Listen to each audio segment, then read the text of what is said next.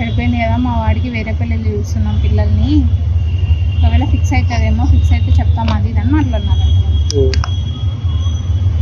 మా మామ ఉండి ఇంకా ఏంది పాప వాళ్ళంతా హ్యాపీగా ఉన్నారు, వాళ్ళకి సంబంధం కుదిరిన కంటే చెడిపోయిందనే హ్యాపీనెస్ ఎక్కువ వాళ్ళ ఫ్యామిలీ వాళ్ళకి అని అంటున్నారు.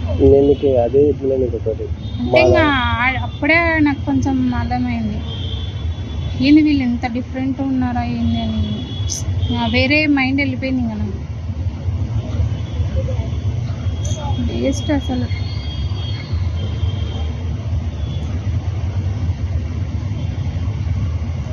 ఈమె కూడా అనకూడదు అట్లా, తప్పు. ఇప్పుడు నువ్వు ఇచ్చే పొజిషన్ ఉంటే చెప్పాలా, నువ్వు ఇస్తా అది ఇది అని. నువ్వు తర్వాత వాళ్ళ దగ్గర ఒక మాట అని నా ముందర ఒక మాట మాట్లాడకూడదు. నీ వల్లే ఇట్లా అయింది, నీ వల్లనే ఇంత బాధ వస్తుంది, నీ వల్లనే ఇట్లా అయిపోతున్నా అంటే అనకూడదు కదా, తప్పే కదా అది. మీ అమ్మ మీ అక్క అనుకోవడము, ఇద్దరు దేని మాట్లాడుతున్నట్టు. మళ్ళీ నీ సంబంధం అదే ఈ పొప్పన్నం అవి కుదిరినాక అంత ఓకే అయిన తర్వాత నాకు చంపచారాలు కావాలా బంగారువి అంటే, ఆ కట్నం ఇంత పెరిగిందనే కదా బాధపడేది. నువ్వు మళ్ళీ ఈ పొజిషన్లో ఇవితా అంటే ఆమె ఇంకా ప్రెజర్ అయ్యేదా నా పైన. ఆలోచిస్తున్నావా అవన్నీ? నేను అడిగినా నేను అమ్మని ఏం అసలు ఏం పలకరు, ఏం చెప్పరు. నిజం చెప్తున్నా చూడబ్బా, మా ఫ్యామిలీలో నాకు ఎవ్వరు నచ్చరు. నిజం. నేను ఒక్కటే ఏమంటే, నాకు వచ్చే భర్త నన్ను అర్థం చేసుకోవాలా, వానికి నేను తప్ప, నేను వానికి తప్ప ఇంకెవ్వరు ఉండకూడదు మా దాంట్లో. ఇదే నాకు కావాల్సింది.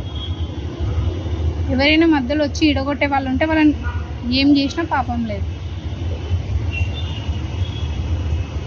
నేను ఇదే హ్యాపీ ఉంటా అన్నందుకే కదా ఇవన్నీ చేసింది. కానీ ఆమె నాకు అవన్నీ మాట్లాడకూడదు. మీ అమ్మ గురించి వాళ్ళ గురించి ఇష్టపెట్టు, దాని గొడవనే వద్దు, కట్నం వద్దు, అది గొడవనే వద్దు. ఇప్పుడు మీ ఇష్టం, మీ అమ్మ తర్వాత పెట్టుకో, అది నీ ఇష్టమో మీ అమ్మ ఇష్టం లేదు. కానీ నేను ఒకటి ఫిక్స్ అయ్యి వచ్చిన అంతే. అదే మాట నేను ఆ రోజు కూడా అన్నా, మా ఇంట్లో కూడా చెప్తున్నాను, ఏమన్నా ఇంత మరి 3 లక్షలకి మనం ఎందుకు ఇంకా ఫ్రీగా చేసుకుంటూ అయిపోతున్నాయి కదా అని కూడా ఆడకన్నా. మనం ఏమి పైసలు వాళ్ళు ఇస్తే మనం తీసుకొని పైతాం కదా, జస్ట్ మన ఫంక్షన్లకి అవి ఖర్చులకి మనం అడిగింది. దానికోసమే ఇప్పుడు మనము వాళ్ళు 3 పెడితే మనం 5 పెట్టాలి. అట్లా చేసుకుంటేనే కదా గ్రాండ్గా పెళ్ళి ఉంటాయి, అది ఉంటుంది అని అంటే. అన్నందుకే నువ్వు చెప్తే నమ్మము. నేను కాకముందే 1,00,000 పెట్టినాను, అన్ని అడ్వాన్స్లు ఇచ్చినా, జమ్మమ్మకి పెట్టిన, వీళ్ళు పెడుతున్నాను, నేను పెట్టినా అన్నిటికీ.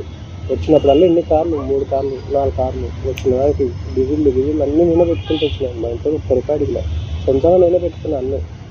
వాళ్ళు సపోర్ట్ చేసినారు, ఏమైనా కావాలా ఒక 50,000 వేసుకోరా అకౌంట్ అంటే, నాకేమొద్దు, నా దగ్గర ఉన్నాయి, నేను తీసుకుంటాను.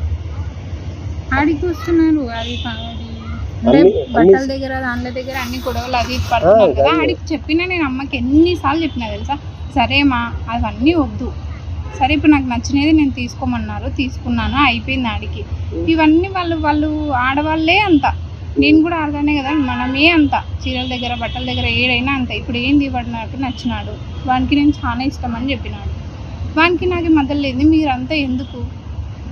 సరే ఇప్పుడు ఒకటి ఈ పెళ్లి చీరలు ఒకటే కదా, అదేం రోజు కట్టుకొని నేను తిరగాను కదా, తర్వాతకి వాడు ఎంతనా పెడతాడు కదా, ఎందుకు అవన్నీ ఇప్పుడు దానిల కోసం ఎందుకు గొడవ పడుతున్నారు అని కూడా చెప్పిన.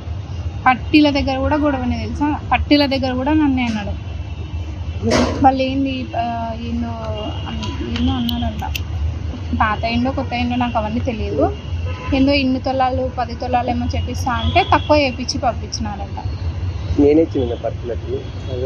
డబ్బులు నువ్వు ఇచ్చినావేమో తెలియదు, మీ అమ్మ మా వాళ్ళు అంటే మా దాంట్లో ఇట్లా 8 తులాలు చేపియాలని ఉంది మేము మాకు. కానీ ఆడేమైంది, తక్కువ చేపించి పంపించేసినారు. ఇక్కడ తక్కువ చేస్తే పంపించినారు, దానికి నాకే చూడు ఇంతనే, మేము ఇంత చెప్తే ఇంతే చేపించినారు. మళ్ళీ నువ్వు దగ్గర ఉండి ఏం చేసినావు, సెలెక్షన్ చేసింది. కానీ మీ అమ్మ ఏమనిందంట, లేదు ఇవే బాగున్నాయి ఇవే తీసుకో. ఆయన కూడా షాప్ అయినా ఏమన్నాడు, ఫస్ట్ అయితే పాపకి చూపియండి, పాపకి ఎంగేజ్మెంట్ అంటున్నారు కదా పెట్టండి, నచ్చలేదా మనం వాపస్ ఇచ్చి మళ్ళీ వేరేది తీసుకుపోండి. నేను అమ్మని ఏం చెప్పాలా, అమ్మ ఇప్పుడు ఒకటి తీసుకో, ఏదో ఒకటి, పెళ్ళయ్యేంత వరకు కొంచెం ఓపిక పట్టుకొని ఉంది. పెళ్ళయిన తర్వాత మాకు ఇష్టం వచ్చినట్టు మేము ఉంటాం కదా, అప్పుడు ఒకవేళ నాకు ఏది నచ్చితే అది నేను తీసుకుంటా. ఇప్పుడు ఎందుకు దానికి కూడా గొడవనా.